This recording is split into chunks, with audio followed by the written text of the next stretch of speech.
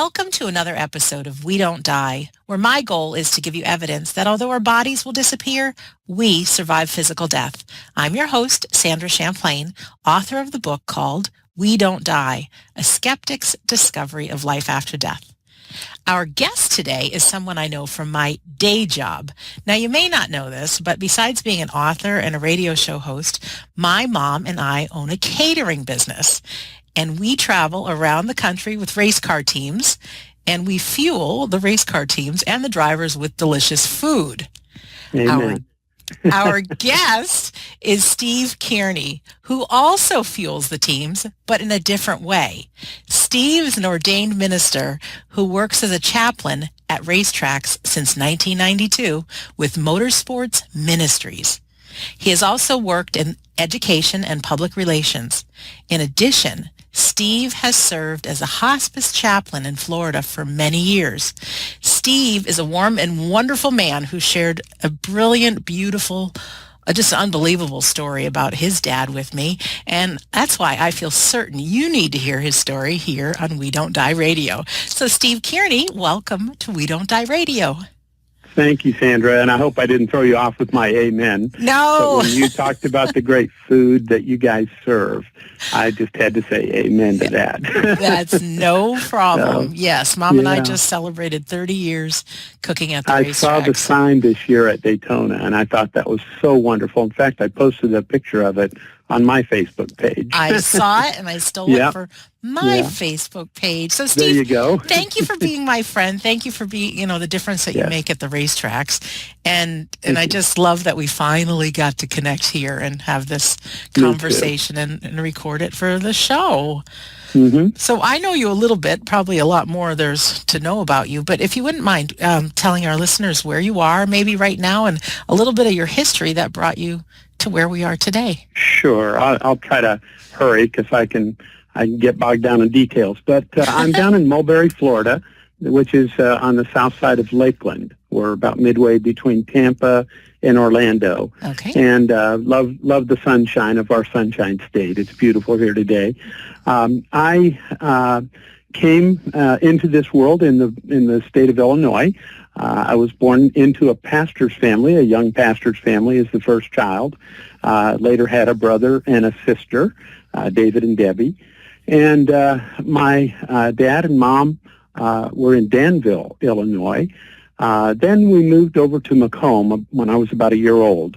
Macomb was on the west side of the state, and it was a university town. Mm-hmm. And Dad was the pastor of a first church type thing in actually First Baptist Church there in Macomb. And so I grew up in that environment. We were not real far from Burlington, Iowa, where my dad's parents lived. And we, as a child, I have wonderful memories of going over and being with my grandparents. But my grandmother contracted cancer when she was just age 56. Wow. And she had been a wonderful grandmother to me. She'd read a lot of Bible stories to me. That was one of the things she liked to do.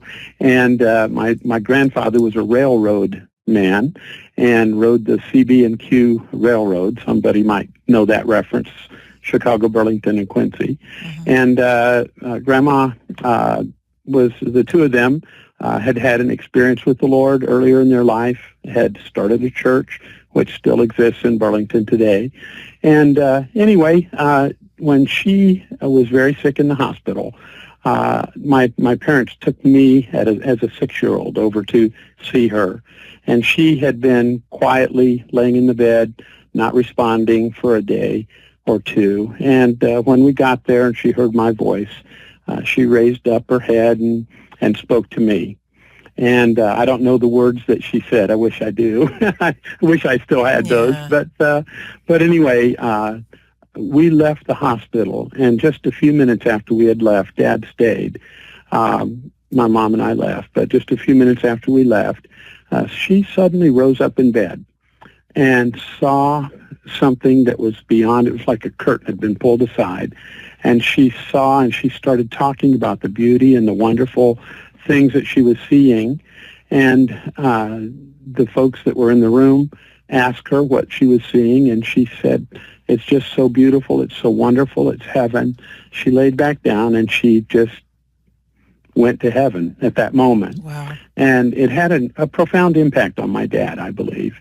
But that was just the first experience that I had with death as a child that I can ever remember. And the joy of it was that my parents took some time to teach me that we don't die, Yeah. that she went right on to the place that she had opened her eyes and seen in such a vivid and wonderful way. Later on, as I grew up, we moved to Denver, Colorado. I joined the Air Force in Denver.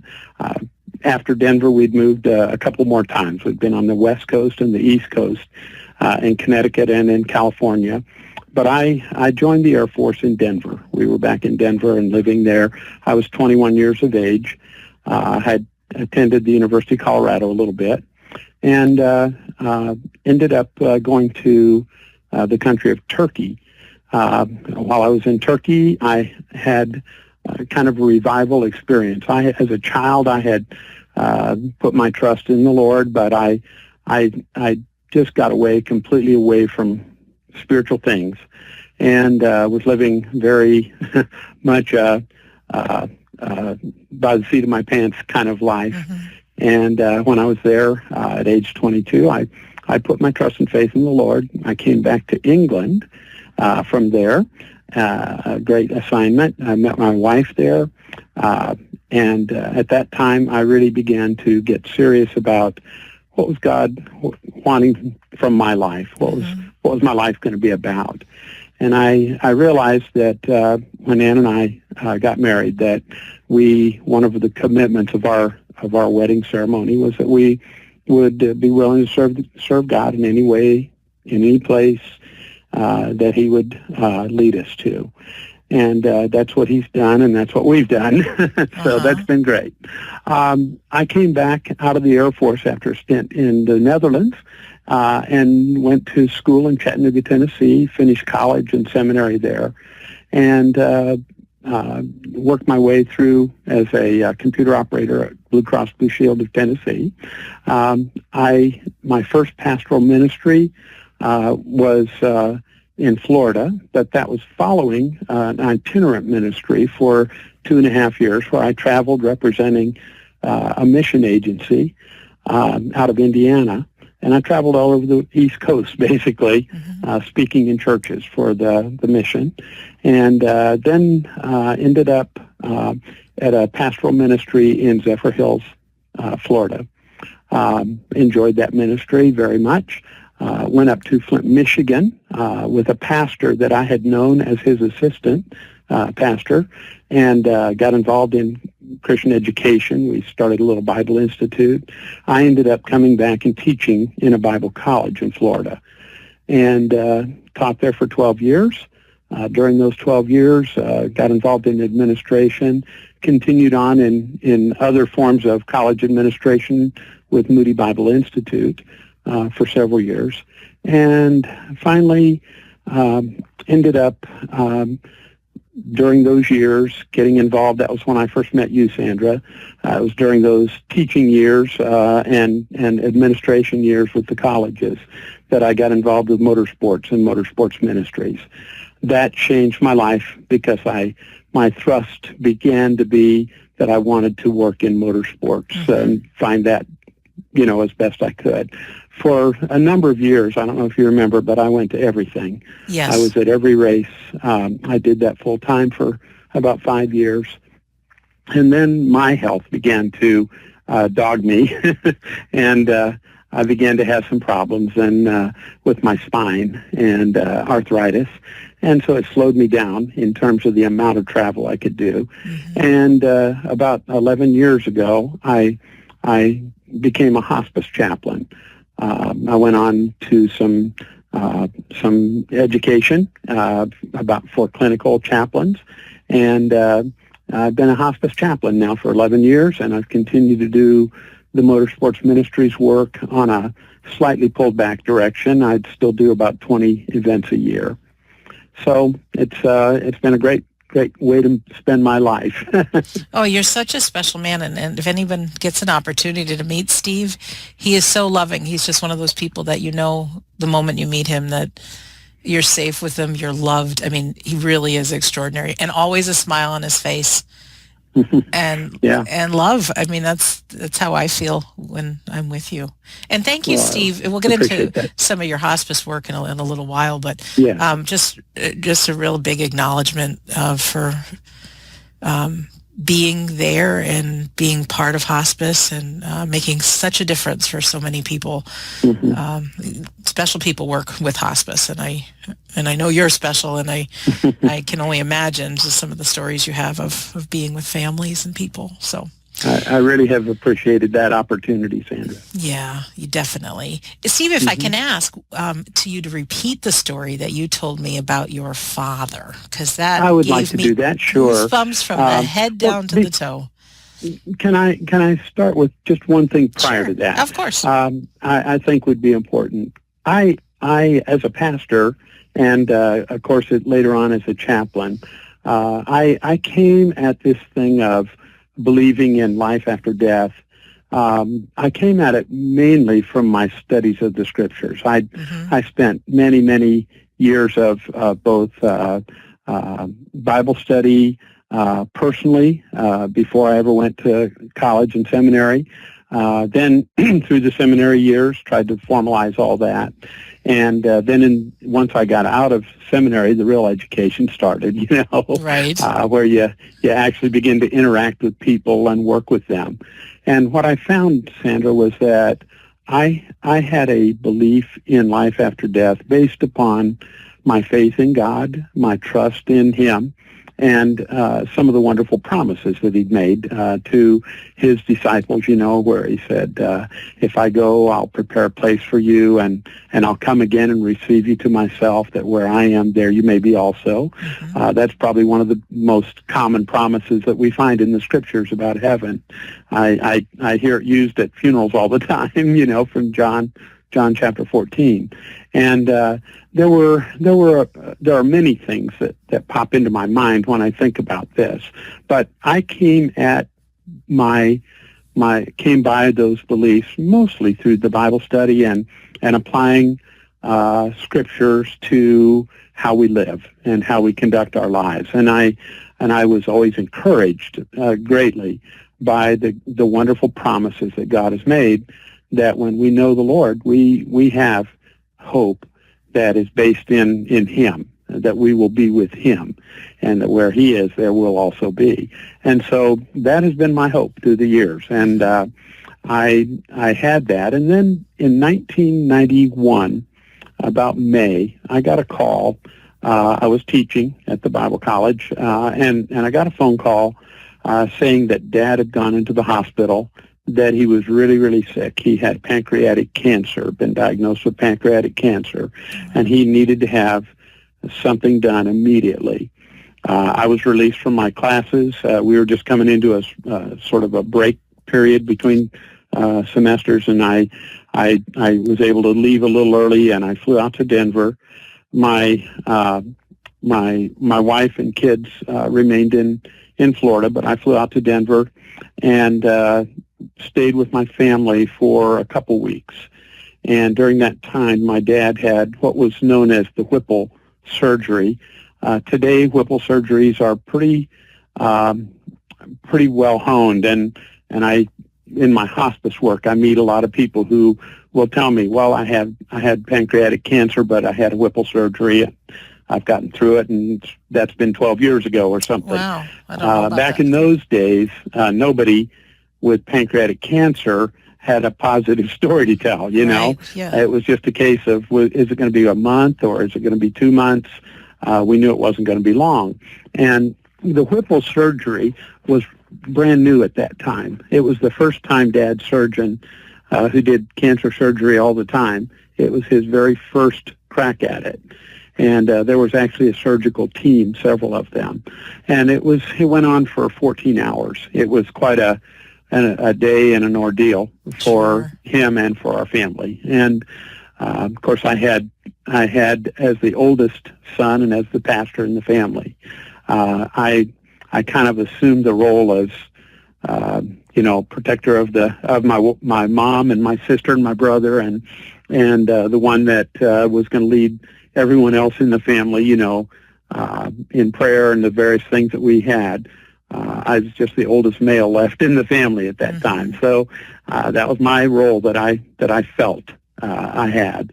And during that time, Dad came through the surgery. He began a recovery. It wasn't an easy recovery.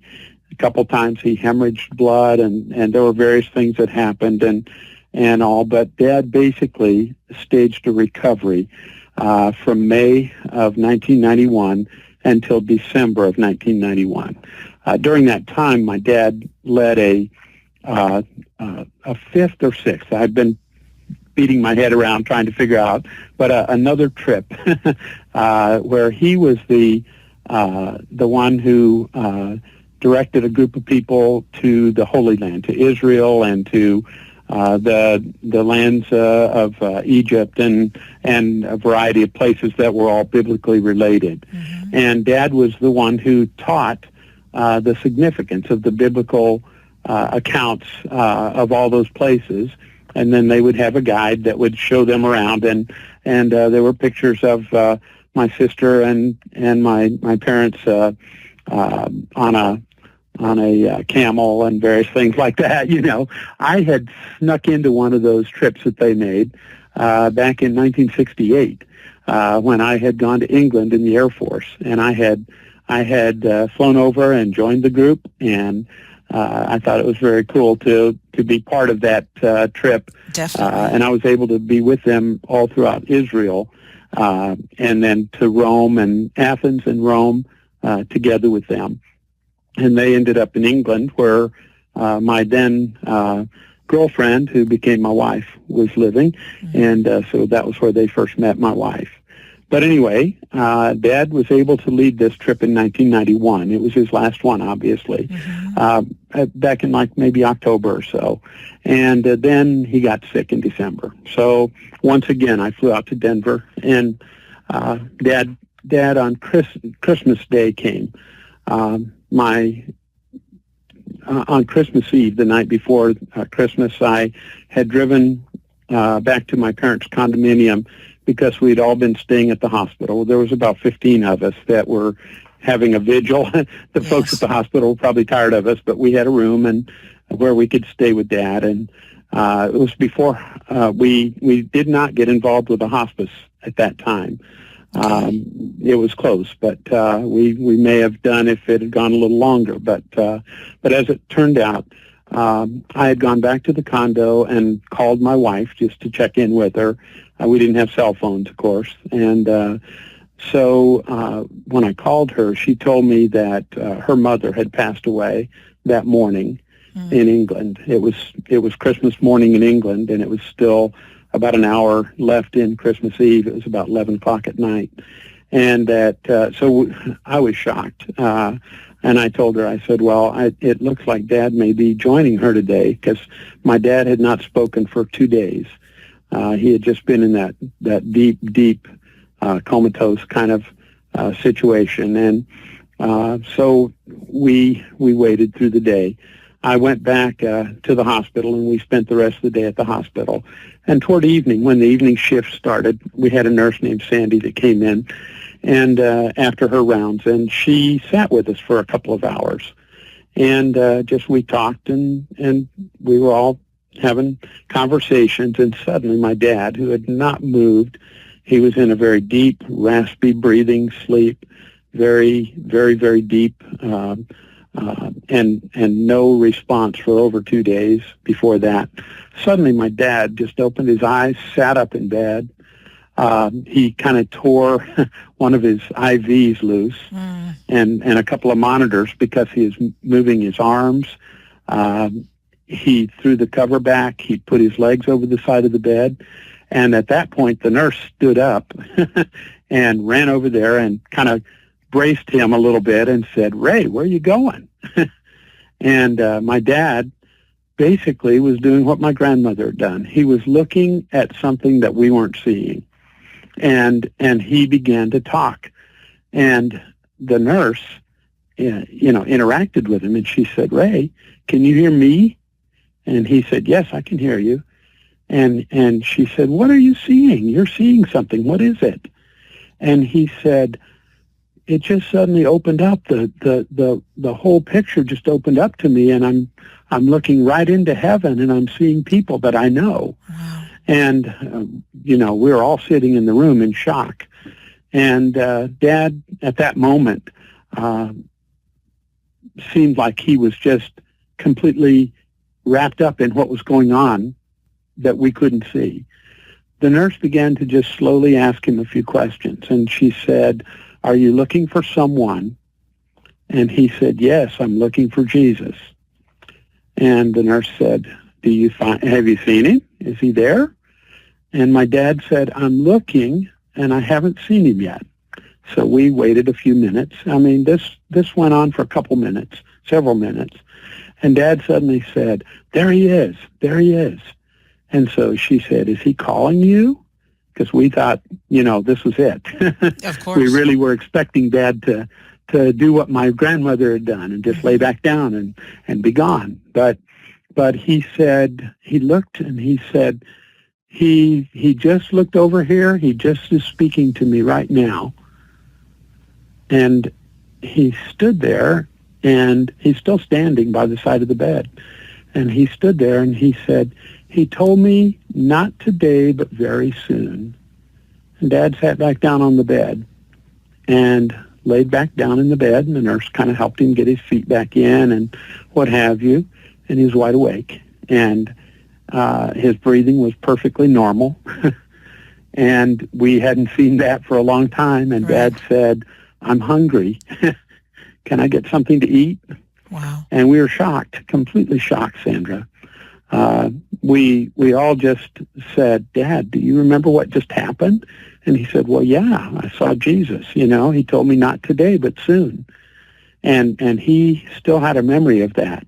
We asked him if he had seen people that he knew. He said absolutely. He had seen family members that he knew. He had seen people that had reached out to him.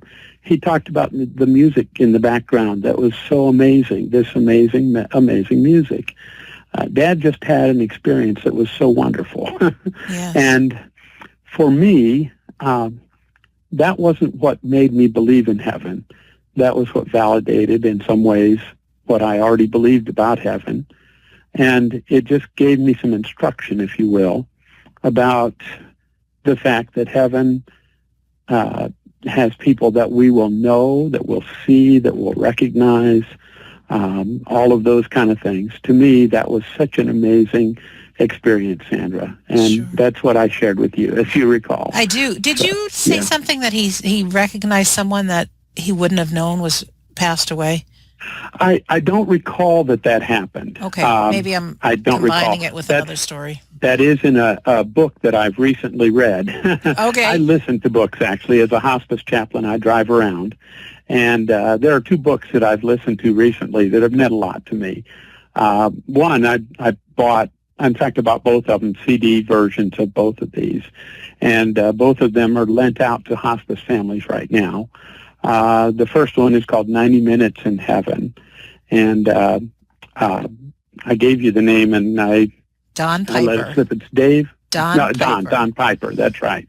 Don Piper wrote that book. And then the second book is the one that was recently in the movie theaters, the Heaven is for Real book. By Todd Burpo.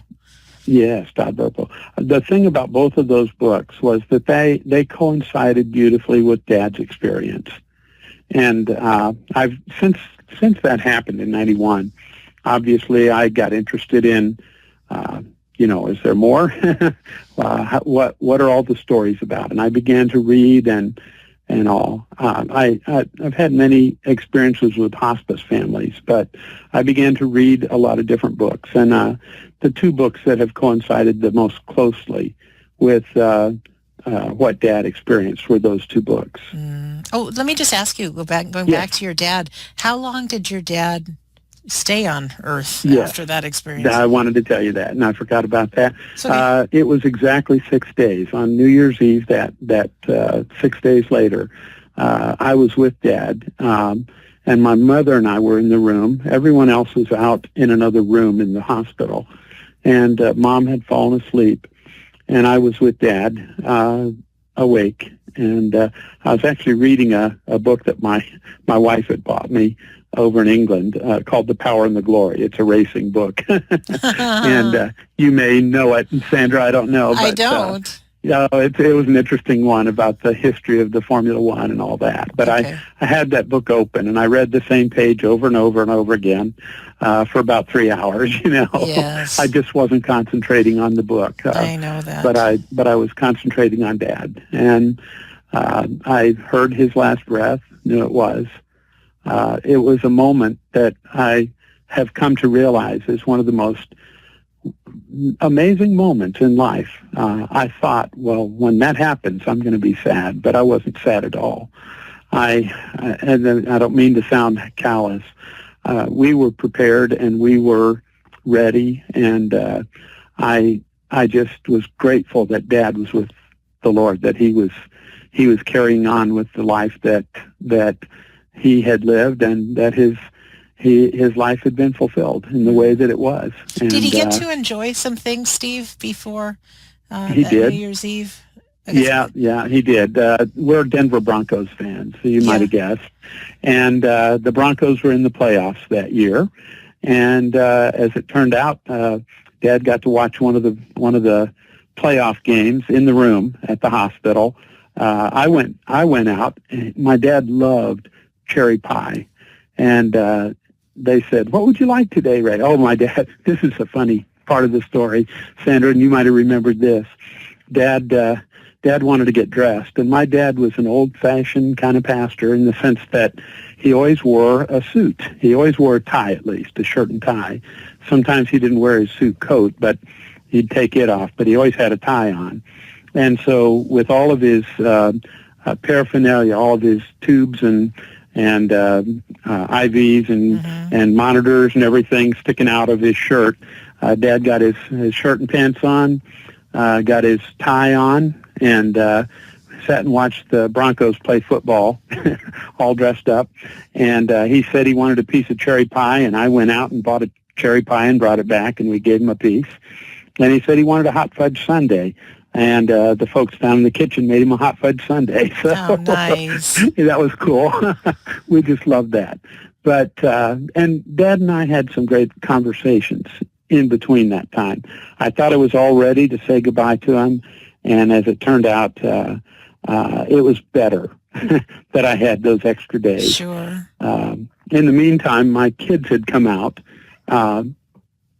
because my wife flew to England for her mother's funeral, and my kids came out to Denver, and we had them there. And it was just it was an amazing time. I was tired, but I wasn't disappointed, and my mom felt the same way. She was positive about the fact that Dad was with the Lord, and all of our family was. I'm reminded of a passage that Paul had in the book of Philippians, and I'd like to share just the thought of it with you. He said in Philippians chapter 1, he said something like this: "For me to live is Christ, and to die is gain." And then he went on to explain that he had been doing a work with the church in Philippi, the people, the friends that he had there, and he had come and gone from there several times, and they had been friends. They had supported his work. They'd sent some offerings to him and things like that. But he said to them, he said, "I'm hard-pressed to know whether I should be in heaven, which is better, or if I should remain here, which is expedient." I think those are the two words he used. Because he said, "My work holds me here while my heart wants to be there." Right. It's an interesting thing. You don't have that fear of heaven when you have a confident relationship with God like that. Sure. And that's what he had. Many of my hospice families, Sandra, when they come into the period where I know that things are getting close. I often share the Apostle Paul's testimony that's found in the book of 2 Corinthians, the 5th chapter, where he likens his physical body to a tent. And he was a tent maker. The tents that he made were not big tops or camping tents. They were homes that people lived in. I often tell people he would have been an RV dealer today. Okay. But it's the idea that they could pick up the tent and move it. And a lot of them traveled with their animals that they had. They would find new pastures and various things. There was a very nomadic kind of a culture in Paul's day. And so he was a tent maker. And he said, my body's like a tent.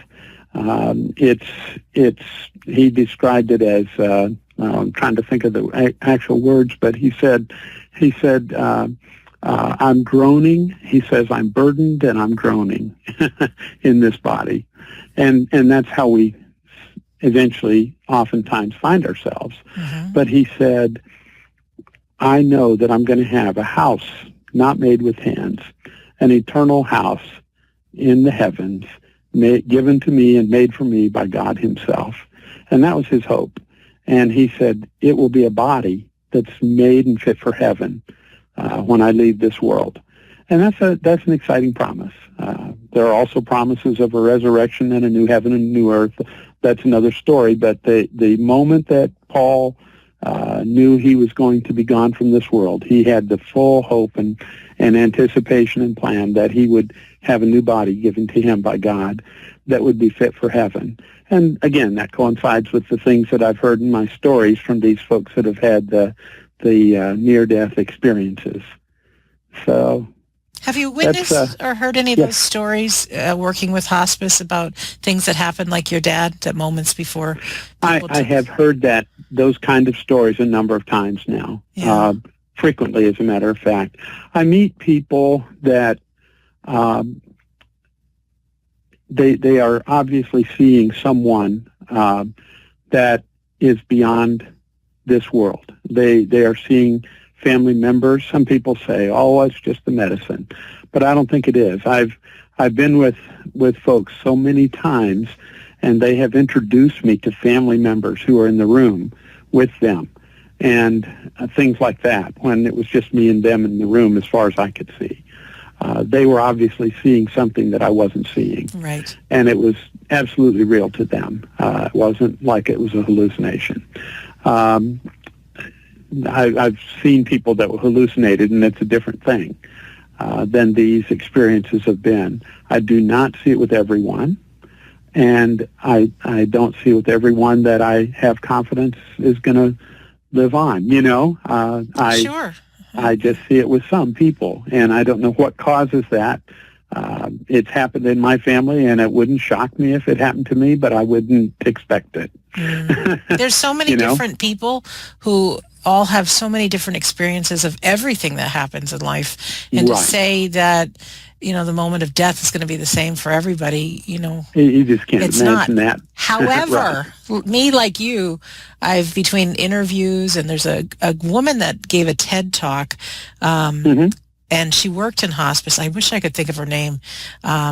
I'll find it, though. So anybody listening, when you go to Steve Kearney's episode, which I think is episode 85 or 86, I can't remember off the top of my head, but I'll put the link to it, because she, similar to what you said, she worked with a lot of people, and they could see right into heaven in those final moments, and they knew what time it was on the clock, they knew who was there, but then they could also see into heaven beyond this world. And I tell you, that gives me so much reassurance that none of us leave this world on our own. I mean, that there's love, that we're greeted with open arms, and just hearing your story of your dad. Did your story of your dad help Anne in her grief at all with losing her mom at the same time? I think it did, by all means. We've talked about it many, many times since then. We have an exciting thing happening. Her dad died on D-Day. About 2 a.m. on D-Day as a glider pilot, and from the British Air Force. Yeah. And we never knew where he was buried or anything like that. But I have recently done research and found his tomb and found pictures of it, and we finally had a family member who went and saw it there. And my wife and I are making plans to go to France and actually see his tomb. So I'm looking forward to that. I think that's going to be a special experience in our lives. And we're anxious to do that. We hope we can get it done later this year. That's what we're hoping for. That's a really nice thing. Steve, any thoughts, and I know you have them because of who you are, but that just can help us lead a more powerful life? Well, one of the things that I'm convinced about is that each one of us has a role to play in the lives of other people. I am constantly running into meeting people, sometimes in the racing community, sometimes in hospice, and other times in other places. But I meet people who have fascinating life stories that they want to talk about. And one of the joys I've had is being able to help people a little bit by asking kind of open-ended questions and not feeling obligated to quickly tell them my story, right. but to hear and listen to their story, because people have wonderful, amazing things to share. And for some of them, it's the most important thing they could do at that time, because they haven't really ever had someone stop and take the time to really listen and hear what they have to say about their life. And having the ability to have a genuine interest in someone else it's not a natural, easy thing sometimes, but it's one of the most joyful parts of my life. And I enjoy telling my own story, but I enjoy hearing the stories of other people. And I think that that's one great thing that I have had in my life. You know, I learn from other people, and it gives me something to share with others. It's amazing. It happens all the time. It's just such a wonderful thing that you hear something, and immediately it seems like an opportunity opens and a door opens, and there you are, and you have something that has been provided that you can share that's really valuable and helpful to someone else. Yeah, I've been on. I like that. I do too. I've been on some airplanes, and you have, I know. But yes, have you? But my immediate, the little negative voice in my mind is just like, oh, I hope the guy or gal sitting next to me doesn't want to talk. That comes up first. We all feel that way a bit. It's terrible. Anyways, but then I decided to play this game that the person sitting next to me, if we do get into a conversation, we each have gold for each other. Like there's something I can learn from my life and something they can learn for their life and make a difference in each other's lives by having this conversation. And so I have had the most extraordinary conversations with people, and I certainly don't push myself on anybody or vice versa, but to really look at every human being that we meet as they're there to contribute to us. And our last guest that we had on, you're actually episode 86, I just forgot. Okay. And there was a gal we talked to called, her name was Susan Messino, on the last episode, and she did some research on a cellular level. She says that our cells nourish and feed other cells, like they don't feed themselves. It was, I'd have to look for exactly how she phrased it, but it just told me, and she was even saying, if we can make our lives about making a difference and feeding and nurturing other people, I mean, that's where we get our life right back. Yes, isn't that neat? Yeah. Yeah. Well, Sandra, I tell you what, you know how much I enjoy talking to you. Sandra's not very available when I'm at the track, and I don't mean that in a bad way.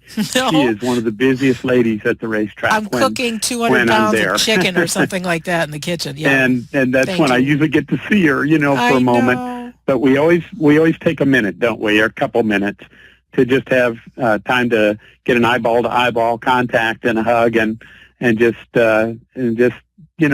try to be positive toward each other. And I've enjoyed that through the years. You're a very, very positive and encouraging host by all means on this program, but person in life. You've done so much, and your mom, bless her heart. I've loved your mom for so long. She's just a great lady. She is. She's the best. Yeah. Oh, Steve, I love you lots and lots. Do you have any final words, any thing coming to mind that you might want to share for somebody, even just how to live the rest of our day to day? Anything to pay attention to, or who knows? Well, I know that this may sound a little odd, but my family is getting together a little bit this afternoon. My daughters are coming. My daughter, and yes, I think maybe both of them are. My wife has been a Downton Abbey fan, and so the girls are getting together to watch Downton Abbey tonight. It's the final episode. I'll be watching it too. Yes, and when the Super Bowl took place, my kids came to be supportive of the Broncos with me, and one of the things that I would never be able to replace is my family. I'm so grateful for them and for my wife, Ann. She's a wonderful wife, and she supports me in everything that I do. I guess my good word is think of the people that are the most important to you, and spend some time and quality time with them whenever you can. Does that make sense? Yeah, it sure does. Yeah. And you know what? I don't want to cut you off, but I'm thinking about your story of your dad and wearing his suit and having his cherry pie and his hot fudge sundaes. As great as heaven may be, it is my belief, and it doesn't have to be yours, but it's my belief that our experience as human beings is different. And so embrace a hug, enjoy the hot fudge sundae, listen to beautiful music, enjoy gazing across in your partner's eyes, all the senses that we have, feel them fully. And I think it goes right along with thinking of the people that are most important to you and your family, and really being there with them in the now. I think there's... Yeah, making the most of every opportunity is kind of how I see it. Yeah, very good, Steve. Yeah. Is there a way our listeners can get a hold of you if they need to? I'd be glad for them to. They can find me on Facebook. I'm just Steve.Kearney, Kearney. If you'd like to find me on Facebook, you'll find that I'm a motorsports chaplain.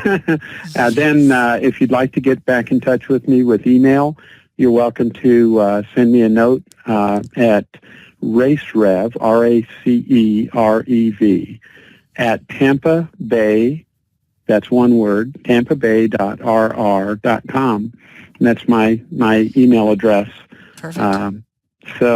And I'd be glad to call someone back if they wanted to send me a note and say, hey, I'd like to talk. I'd be glad to do that. Thank you so much. And thank you, Sandra. Again, for our listener, if you go to WeDon'tDieRadio.com and you click on episode 86 with Steve Kearney. I've been pronouncing your name wrong, Steve. Sorry about that. All these years.